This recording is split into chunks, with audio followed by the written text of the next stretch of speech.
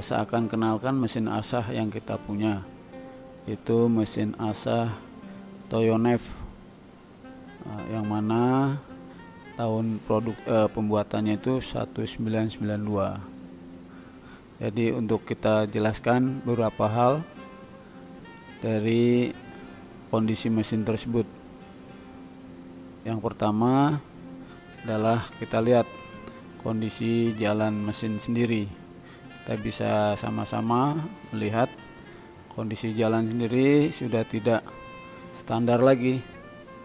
Di sini juga ada bearingnya.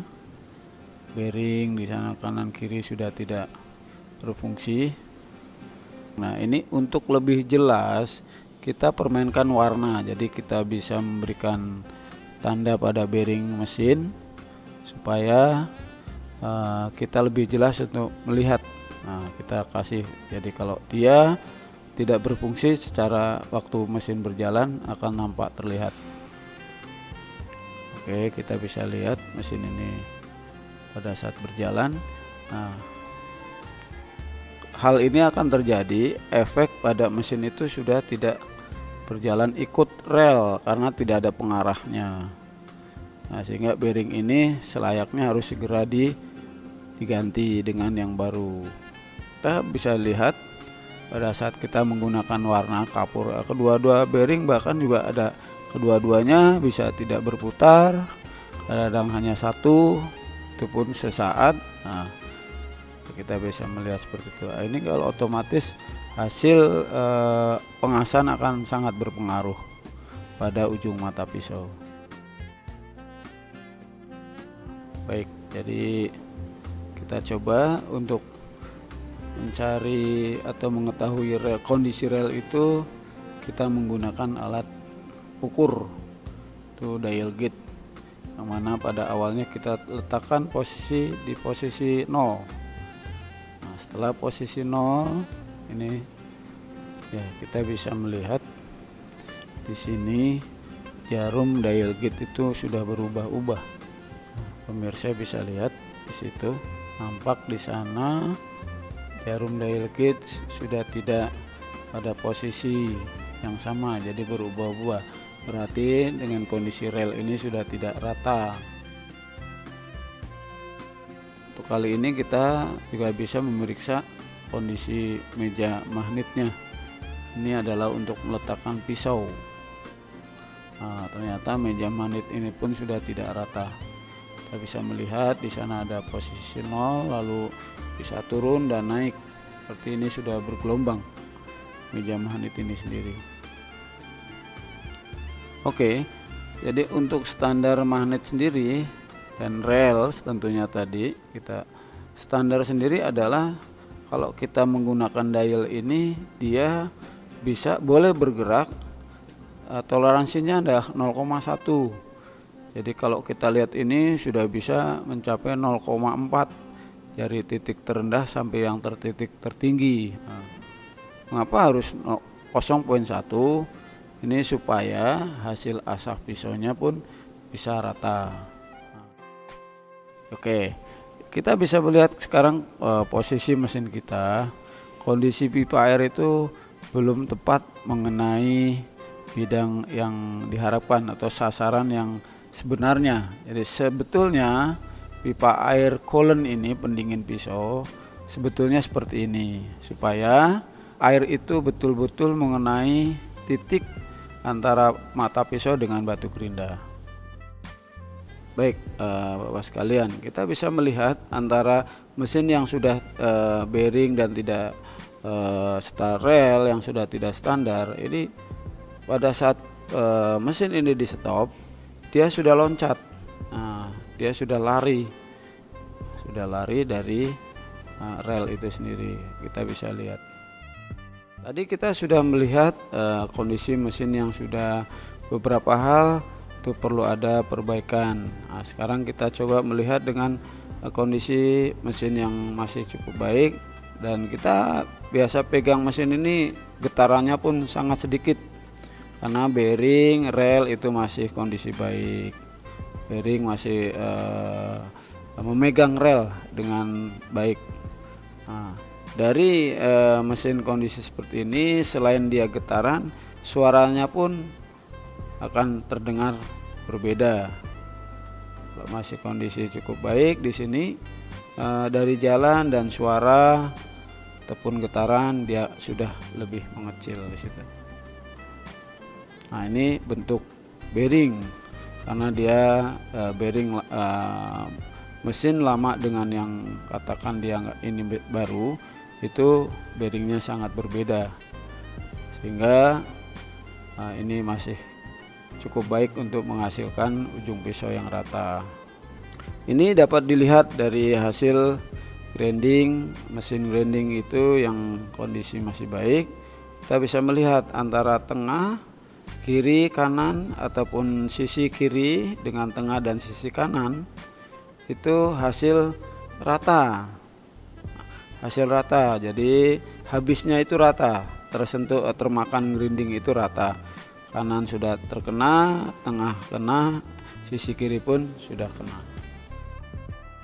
Nah, setelah kita melihat dengan kondisi mesin yang masih baik, tapi kita bandingkan untuk melihat mesin yang sudah tidak baik, tentunya kurang baik ini, itu pada ujung mata pisau dia sebelah kiri belum terasa, tetapi pada bagian tengah dia sudah habis terasa. Untuk sebelah kanan itu pun masih ada sisa yang belum terasa, berarti ini hasilnya sudah bisa kita nyatakan bahwa untuk mesin ini untuk grindingnya sudah tidak standar lagi.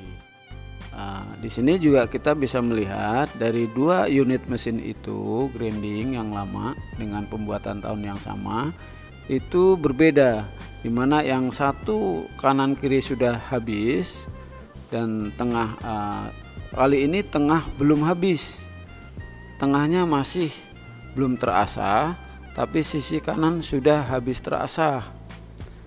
Sisi kanan habis terasa. Untuk yang sisi kiri nanti kita bisa melihat ini tengah masih, sisi kiri sudah habis. Ini sisi kiri, berarti magnet ini dinyatakan tidak rata, sehingga hasil asah pisaunya pun pada ujung pisau pasti ini bergelombang. Efeknya apa? Pada saat nanti disetting pada mesin rotari akan ada temuan-temuan. Itu.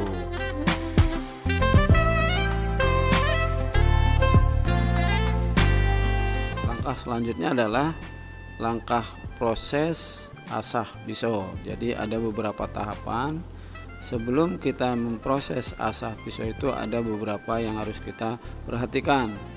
Pertama adalah membersihkan pisau, dimana bidang pisau depan dan belakang, khususnya ini ya. Di sini ini harus betul-betul bersih, karena di sini akan dia menyatu dengan magnet, meja magnet mesin, sehingga supaya tidak terjadi ganjalan. Ini harus dibersihkan sampai betul-betul bersih kondisi pisau. Nah, ini bisa kita melihat bagaimana kondisi pisau yang sudah kita bersihkan ini sudah layak kita asah. Tapi apabila pisau yang masih kondisi kotor itu belum siap kita proses asah. Itu. Oke, ini adalah proses berikutnya yang mana Bapak ketahui setelah dibersihkan, kita menggunakan alat bantu crane atau hoist ya, untuk kita pisau ini kita letakkan di atas meja mesin atau meja magnet. Nah, kita letakkan di meja magnet, di mana magnet sudah harus bersih, magnet bersih, pisau bersih, sehingga tidak akan terjadi ganjalan. Nah, akan tetapi dengan kondisi mesin yang ada sekarang ini kita menggunakan plastik, ganjalan plastik. Nah, nanti Bapak bisa lihat di sini, nampak ada plastik di sana, karena memang magnet ini sudah gelombang, sehingga si teman-teman bagian asah itu mereka siasatin bagaimana dia supaya hasil rata. Ini pun sebetulnya tidak dianjurkan gitu. Nah, berikutnya adalah menentukan keluar pisau dia ujung kanan dengan ujung kiri. Nah, ujung kanan dengan ujung kiri pisau bagaimana supaya dia sama keluar terhadap magnet. Sebetulnya itu tidak dianjurkan dia menggunakan ujung kanan kiri, supaya rata harus ganjalan dari belakang pisau. Baik, setelah pisau kita letakkan di magnet ya, tentunya kita harus tahu berapa derajat pisau yang akan kita asah, 21 atau 22. Dengan parameter kita harus melihat berapa sudut di sana. Namun kita bisa lihat Bapak sekalian, di sini adalah langkah si operator ataupun teman kita itu penguncian. Nah, pengunci magnet menggunakan kayu. Ya ini karena ini mesin sudah kondisinya seperti ini sehingga penguncian pun dia ganjal supaya tidak magnet itu sudutnya tidak berubah. Sini kita jalan, kita proses asah. Nah, oke ya, untuk Bapak sekalian, jadi apabila kita sudah mengasah, untuk menentukan ujung pisau itu sudah terasah dengan keseluruhan, kita bisa melihat gram ataupun serabut ujung mata pisau itu seluruh sudah keluar, sehingga pada hasilnya nanti tidak terjadi pisau cacat. Nah, apabila serabut ini belum keluar, sudah kita angkat pisau itu, maka hasilnya pasti ada pisau yang masih cacat. Baik Bapak sekalian, ini adalah proses selanjutnya. Kita menggunakan alat mesin laper untuk menajamkan ujung mata pisau atau membuat bevel angle-nya pisau, sudut ganda pada ujung mata pisau. Sebelum kita menggunakan mesin laper ini, kita harus tahu kondisi mesin ini, apakah sudah normal atau sudah standar siap pakai.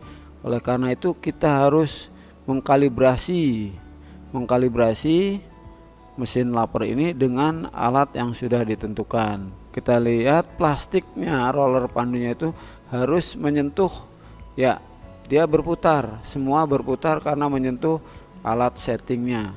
Nah, baru setelah itu kita gunakan di atas pisau. Namun kita bisa melihat ada dua batu yang bagus dan tidak bagus, artinya yang rusak. Ini disebabkan oleh setting mesin yang kurang tepat, sehingga batu dapat seperti ini. Kita lihat batu yang masih normal, dia kondisinya baik, tapi dengan kondisi batu yang seperti dicacah ini disebabkan settingan mesin laper sendiri tidak tepat. Jadi mohon diperhatikan, apabila akan digunakan mesin ini harus diadakan kalibrasi minimal setiap shift ataupun satu hari sekali harus dilihat kalibrasinya. Baik Bapak sekalian, jadi tadi kita sudah setting mesin lapernya. Ini kita akan melangkah ke proses penajaman. Tapi untuk proses penajaman itu sendiri, ujung mata pisau harus diberi pelumas. Karena pelumas itu adalah cairan solar dengan oli. Nah, seperti ini kita lihat, dia berikan pelumas dengan menggunakan kuas. Setelah pelumas itu rata, semua ujung mata pisau diberikan pelumas, baru kita lanjut ke proses penajaman.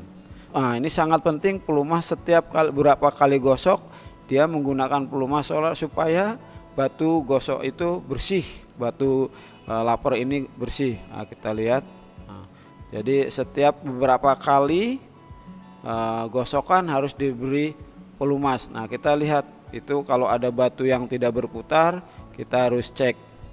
Kita cek, ini tahapan pertama dari sisi kanan. Tahapan pertama sampai 60 kali gosokan, minimal itu 60 kali. Jadi setelah tahapan kanan, sisi kanan 60, sisi tengah 60, sisi kiri 60, baru ada proses finishing. Kira-kira 5 sampai 6 kali full.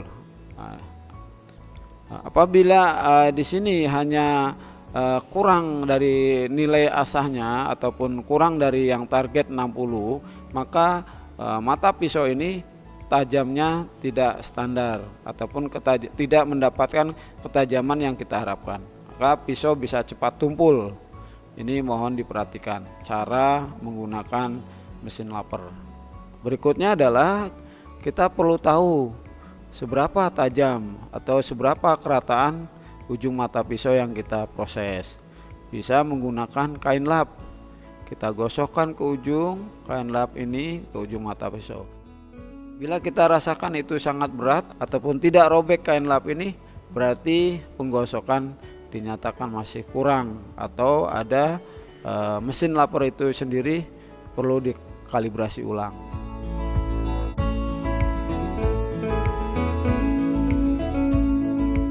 Baik, kita masuk ke proses penyetingan pisau terhadap holder. Jadi holder knife ini harus kita cek kebersihannya, kita bersihkan, kita balik knife holder ini supaya kita bisa melihat betul kondisinya bersih atau lurus. Knife holder itu harus kita periksa, posisi harus kita balikkan supaya jelas terlihat. Langkah selanjutnya, setelah holder kita bersihkan, kita melanjutkan untuk memasang pisau dengan menggunakan baut yang lengkap. Baut pengikatnya juga lengkap di sini. Terus baut tarik dorong itu harus difungsikan supaya hasil settingnya bisa maksimal atau menghasilkan settingan yang baik. Baik Bapak sekalian, kita lihat sebelum pisau itu masuk ke casing ataupun knife holder, kondisi knife holder sudah bersih, pisau sudah betul-betul dibersihkan, baru kita pasang. Supaya tujuan bersih, pisau dengan knife holder akan menjadi satu. Kita lihat, perhatikan ini dari rekan kita yang mencoba men-setting, dia mencocokkan lubang baut dengan lubang pisaunya supaya baut ini tepat mengikat pada lubang yang sudah ditentukan. Seperti itu. Lubang ini semua, baut ini semua harus digunakan. Tidak boleh ada yang tertinggal ataupun tidak boleh ada dengan alasan baut hilang atau baut sudah rusak, sehingga ini menentukan kekuatan si pisau mengikat pada knife holder. Ini akan menghasilkan dialnya ataupun nilainya, angkanya harus sama. Dimana dia menggunakan baut tarik, kita lihat Bapak sekalian, kita pemirsa, sini dia menggunakan baut tarik. Dia pakai kunci L, dia untuk mendorong dan menarik supaya dial gauge-nya itu nilainya akan sama.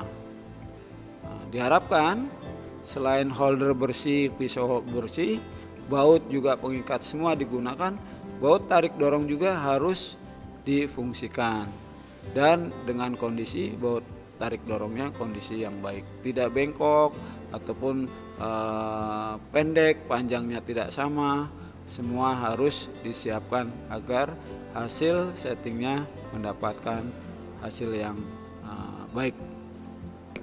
Kita coba simak Bapak sekalian, kita perhatikan dengan benar bahwa si operator itu bertanggung jawab dari nilai dial. Contoh kita lihat dia pertama setting dorong, tarik. Kita lihat mereka dia menentukan di nilai, dia memastikan ada yang kalau angka ini masih kurang dia akan dorong, kalau angka ini melebihi itu akan ditarik bautnya.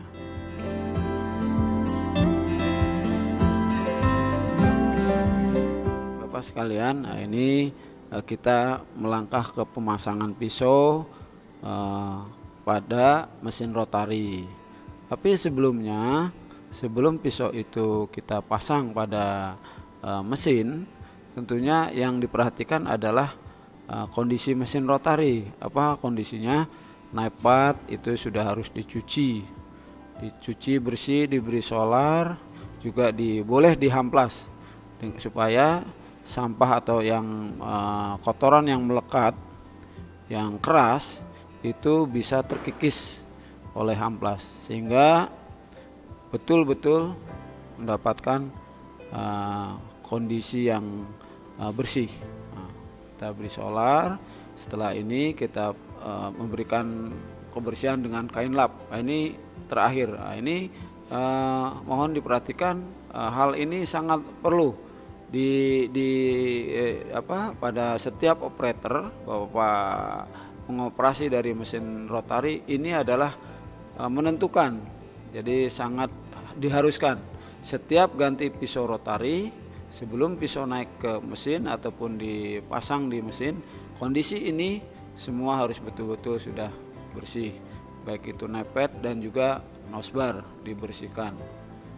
Perlu diperhatikan oleh Bapak sekalian bahwa kebersihan pisau sebelum dia masuk ke mesin ini juga kita harus kontrol, baik itu holdernya, pisaunya kita bersihkan betul-betul bersih, ada sampah atau juga barangkali itu ada das atau debu yang menempel, kita harus bersihkan. Setelah bersih baru kita langkah selanjutnya, pisau kita pasang ke mesin. Baik Bapak sekalian, kita sudah melihat rekan kita ini, Bapak dari operator itu, dia tahu betul akan kebersihan. Jadi ujung pisau dibersihkan, nosbar dibersihkan supaya tidak ada sampah atau ganjalan, sehingga pada saat zero setting dihasilkan betul-betul zero yang baik. Seperti itu mereka lakukan ya, karena sudah bersih. Ini sebelum zero setting kita bisa memeriksa kondisi clamping. Tolong diperiksa kondisi clamping, apakah dia bekerja semua dengan cara memukul. Kalau suaranya dia nyaring, itu biasa clamping dia bekerja dengan baik, semua rapat. Tapi apabila ada suara yang kurang nyaring, itu suara seperti sember, itu harus clamping itu harus diadakan adjustment ataupun di-adjust supaya clamping itu menekan keseluruhan. Baik, langkah selanjutnya kita dapat melihat Bapak sekalian, dari si operator ini atau rekan kita ini melakukan zero setting. Ini adalah sangat penting, dimana ini sebelum kita mengupas kita harus melakukan betul-betul zero yang baik. Apabila ini kita melewati zero setting ini, maka bisa dikatakan kualitas finir bisa terjadi masalah. Jadi ini sangat penting. Proses selanjutnya pemeriksaan celah, ya ini juga dilakukan oleh QC ataupun yang terkait pimpinan di rotari. Dia ada satu alat menggunakan alat teropong atau mikroskop pembesar ya. Dia selain mengukur dengan alat, kita juga harus memberikan tanda ataupun nilai berapa sebetulnya celahnya itu, 15 kah atau 0,2 kah, di mana dia harus mengetahui, sehingga hasil kita pemeriksaan ini apakah sudah betul-betul hasil yang kita inginkan ataupun hasil standar. Selain dengan teropong, kita bisa juga memeriksa dengan alat puller gauge. Di sini ada nilai-nilai puller gauge yang menentukan 01, 015, 020. Ini itu bisa dicek ulang kebenarannya, karena di sini puller gauge ini ada angka-angka cukup jelas. Dengan cara tidak boleh merusak mata pisau. Dengan cara yang benar, dengan memasukkan puller gauge yang benar, sehingga ujung mata pisau tidak cacat. Itu penting sekali di sini kita harus melakukan. Jadi setiap kali ganti pisau dilakukan zero setting, dilakukan pengukuran celah ujung pisau dengan nosbar. Sampai di sana kita pun jangan lupa adanya parameter. Parameter ini untuk menyesuaikan antara nose bar itu 0, itu pun digital harus angka 0, dia harus sama. Nah, apabila dia lain, maka nanti tidak berlaku pressernya ataupun shibori ataupun tekanan. Nah, contoh seperti ada 02, 03, 01 itu tidak dianjurkan. Anjurnya adalah harus 0. Nah, seperti ini 0, sehingga pada saat penggunaan tekanan pressbar ataupun pressure, dia sudah ikut dengan teori yang benar. Baik, Bapak sekalian, setelah kita mengadakan zero setting, semua sudah terpasang di mesin, kita akan mencoba mengkupas dengan ketebalan veneer yang sudah ditentukan. Nah, selain daripada itu, si operator harus paham jenis kayu yang dikupas atau sifatnya lunak atau sedang atau keras. Nah, ini harus dipelajari harus dipahami oleh operator. Apa yang harus kita lihat adalah digital, dimana dia menggunakan berapa pressernya, berapa tekanan atau berapa sudut cutting angle-nya. Si operator harus melihat di parameter angka digital. Kalau kita lihat pengupasan 050, dia menggunakan 047, 046 atau 048. Di sini memang variatif, bisa fleksibel, artinya berapa tekanan dia pakai pada saat kondisi kayu-kayu yang lain-lain jenisnya. Begitu juga dengan cutting angle, mereka bisa gunakan dengan 21 plus, itu sesuai dengan kondisi kayu yang dikupas. Baik Bapak sekalian, kita lanjut ya. Setelah kita menghasilkan kualitas kupasan, kita harus kerjasama dengan QC, di mana QC juga bertanggung jawab bagaimana hasil veneer yang keluar yang dikupas, baik itu yang ketebalan 05 atau 18. Mereka lihat adalah ketebalan dan juga kelicinan. Ini bisa berkoordinasi dengan operator rotari supaya hasil ini betul-betul output dari awal jam pertama atau 1 jam setelah setting, 1,5 jam setelah setting, bagaimana itu dilakukan oleh seorang QC.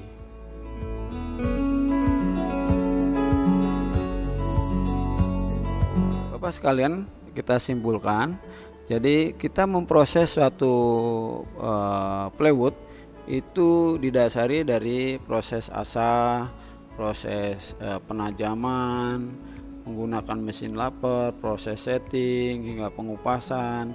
Mohon diperhatikan bahwa semuanya itu juga berperan, di mana proses asah harus tahu sudutnya, tajam pisaunya juga harus dihasilkan dari mesin laper yang sudah dikalibrasi, sudah baik. Ketajaman juga harus diperiksa. Nah, untuk menentukan lifetime dari ketahanan ujung pisau ataupun mata pisaunya. Sangat juga penting koordinasi. Apabila ada temuan-temuan, maka kita bisa koordinasikan dengan orang asah, orang pengupasan, yang pada intinya garis besarnya adalah kita menghasilkan kualitas yang baik sehingga didapatkan mutu produksi yang baik. Itu, terima kasih.